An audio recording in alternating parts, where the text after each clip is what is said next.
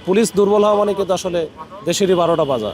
তা আমরা চাই যে পুলিশ শক্তিশালী হোক। আচ্ছা ঠিক আছে, দোষ তো পুলিশের অনেক ধরা যায়, ওই যে যত দোষ নন্দ ঘোষ। ইদানিং না আজকে একটু বেশি হয়েছে, তো এটাই এর বিষয়।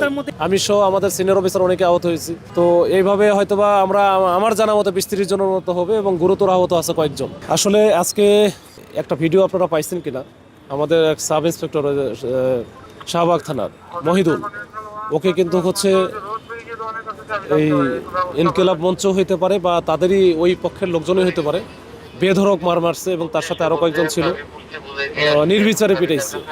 এবং এটা কারা পিটাইছে, কি করছে, এটা নিয়ে আমরা কাজ করতেছি।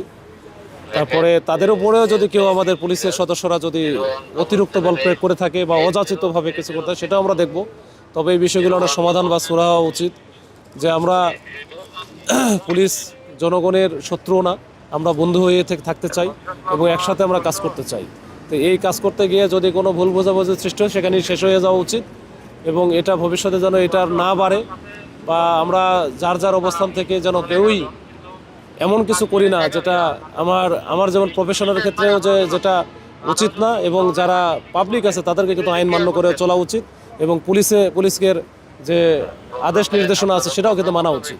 এই প্রবণতা আমার থাকতে হবে, না হলে আসলে দেশটা আসলে আলটিমেটলি কিন্তু ওই যে ভঙ্গুর একটা দেশে পরিণত হবে। আমরা চাই না যে পুলিশ দুর্বল হওয়া মানে কিন্তু আসলে দেশেরই 12টা বাজা।